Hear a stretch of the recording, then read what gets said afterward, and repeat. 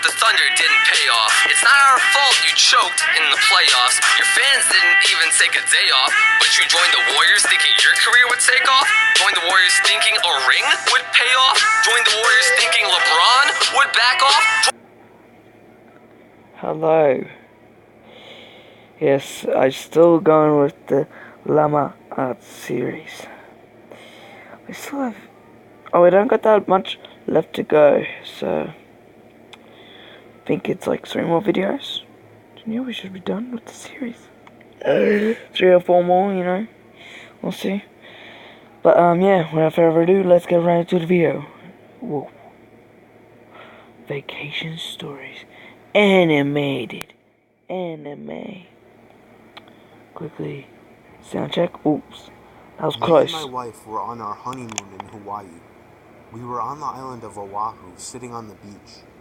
My wife got up to go to the bathroom, and when she got back, she told me that there was a creepy man watching her walk into the bathroom, and when she tried to walk out, he blocked her path. She only got away because there were 2 other people walking into the bathroom, so he got out of the way. I asked her what the man looked like, and she looked over, but unfortunately, she said he was gone. Our hotel was walking distance from the beach, so we got back quickly, but we made sure to report the man to a police officer we saw walking on the beach, and then we washed up before going out to eat.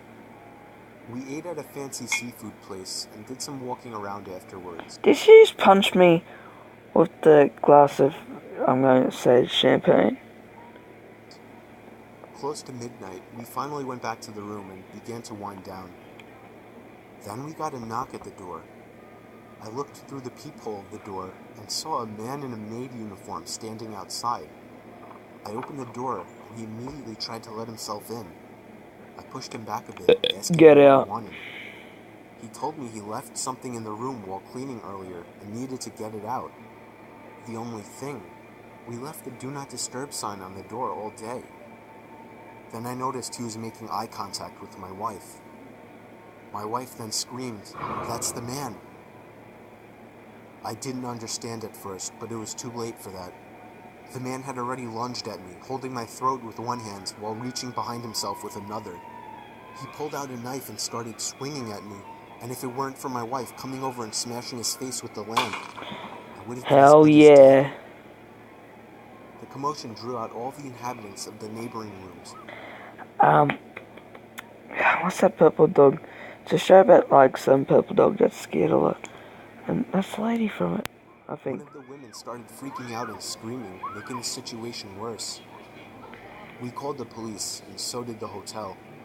It turned into a huge, horrible scene, but we were just happy to be alive. Whoa. We were questioned when the police arrived, and some of the other people around us claimed to have witnessed it all. We still don't know what kind of intentions this guy had, but if I had to guess, I would say he wanted to get to my wife. He must have been one very dumb person to think he would get away with something like this in such a public building.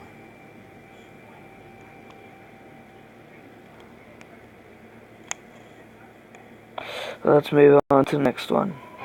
Oh my god. Sleepover stories anime. Oh, I know I'm not gonna like this. This happened when I was 15 years old. My best friend Anthony wanted me to come over for the night since his parents would be gone all weekend. I rode my bike over and put it in his backyard before letting myself in through his back door. We played basically every video game he had, from FIFA all the way to Call of Duty, with popcorn and other junk food spilled out all over the floor. As the night progressed, we moved from video games to watching half a movie and getting bored, to doing prank calls at close to 10 o'clock. Anthony made a few calls to different pizza places. When it was my turn, I just dialed a few random numbers in hopes to get someone at their house. On, say, my 4th attempt, I finally reached somebody. A guy with a deep and rough voice picked up, answering with a yeah instead of a hello. Anthony's laughing in the background made me stumble with my words mid-sentence, ultimately cracking up into laughter. I had never done a prank call, so I sucked at it. The guy on the other end was silent. I regained a straight face and tried to continue with the call. It went something like this. Sir, would it be alright if I borrowed one of the wheels from your car? What's your name, kid? My name is Bob. Really? You sure it's not Anthony? Oh, exposed. It hit me like a brick. I looked up at Anthony, whose face was noticeably full of fear. 8 minutes, I damn. hung up the phone, not wanting to be on the line with whoever that was for another second. Anthony, who the hell was that? I asked him. I don't know, he told me. Does your caller ID info display your name or something? No, it shows my dad's name. We hopped on the computer and did some research, trying to figure out how it was possible to get someone's name through their phone number. It didn't make sense how he could get Anthony's name so quickly. He was way too young at the time to be on any of those personal information sharing websites. So? What's that got to do with anything? We ended up asking a question on Yahoo Answers, since no one had a similar experience. The question turned up no answers. I suggested he call his dad, but he said he wasn't supposed to have anybody over for the weekend, so he didn't want to call. We planned on sleeping in the living room, so we just resumed watching the movie that we hadn't finished from earlier. Right after the phone call had left my mind, me and Anthony looked at each other when we heard his front storm door opening, and then the doorknob to the front door began to turn. It only was able to turn about halfway before the lock restricted it. Anthony turned off the TV, and I went over to the window to see who it was. I spread the blinds open. There was a tall guy standing outside. He noticed the blinds moving and turned to look at me.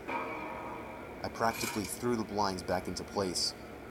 Me and Anthony hid in the kitchen, listening for any more noises. We heard the sound of the gate to the backyard opening, as it was right outside the kitchen window. God damn it, I said. I forgot to shut the back door.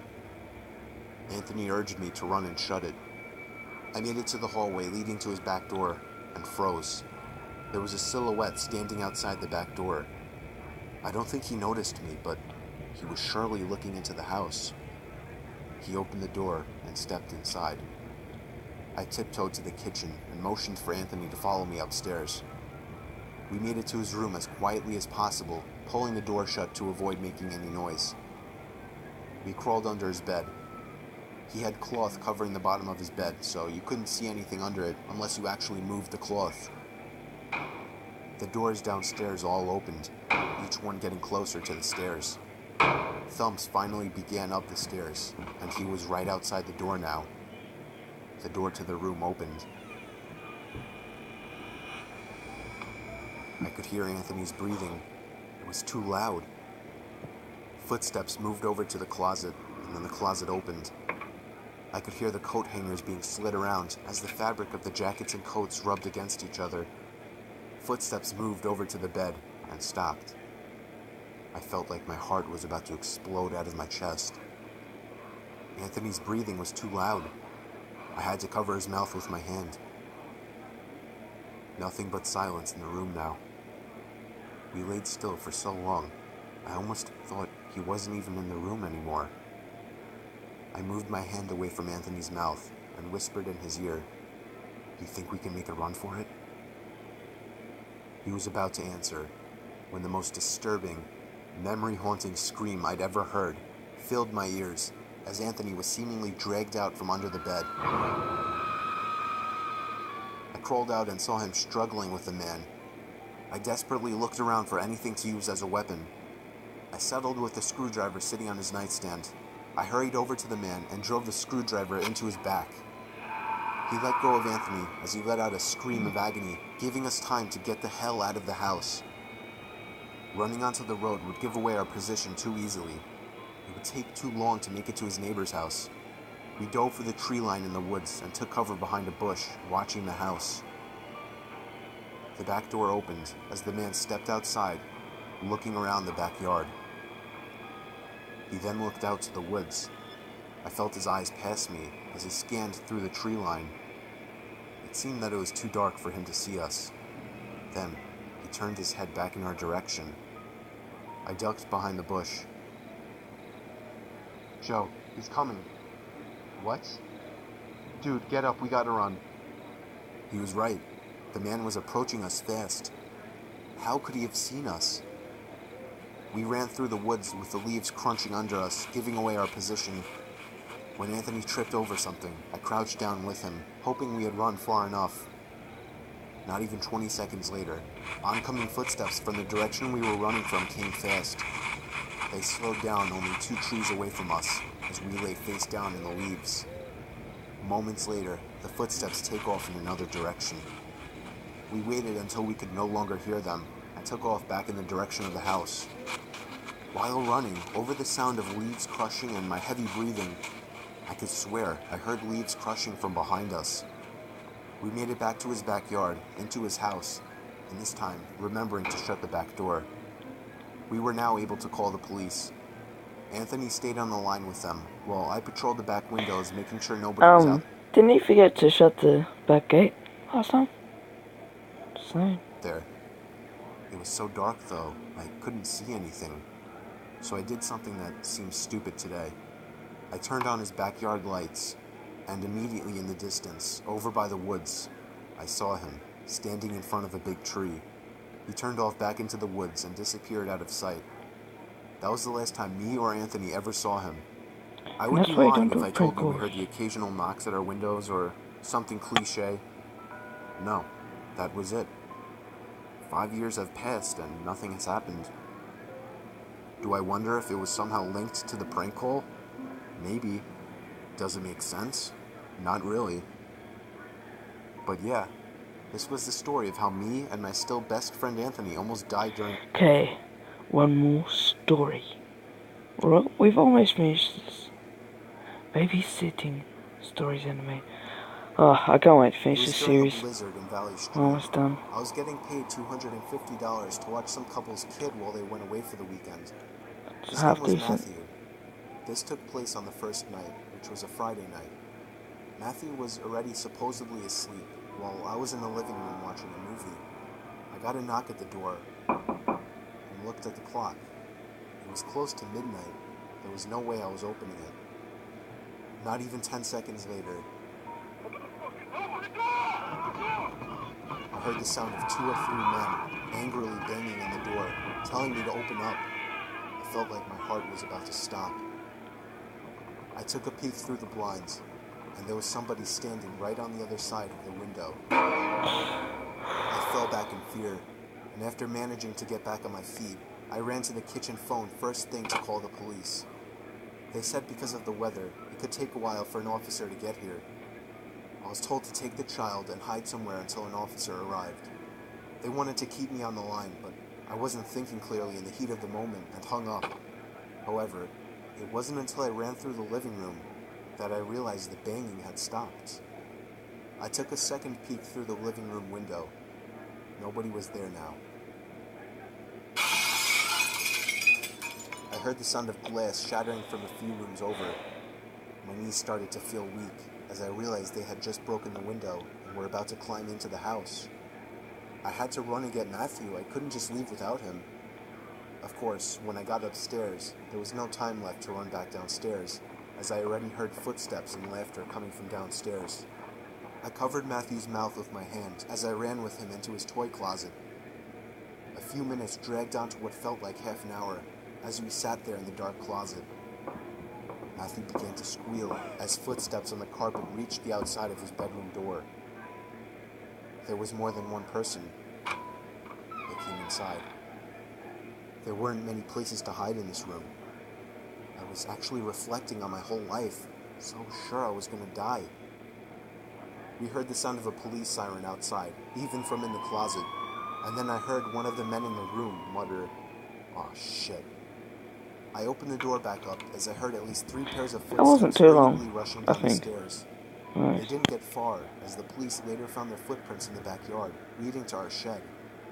There were 5 men in total, and they were all arrested.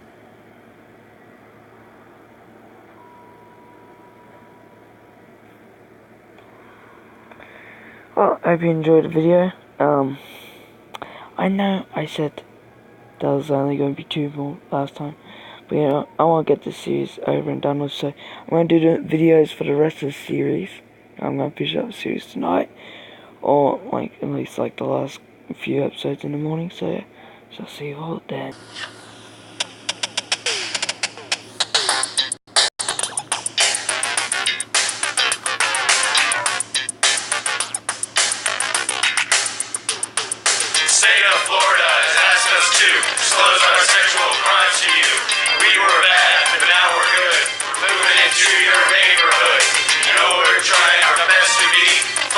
members of society.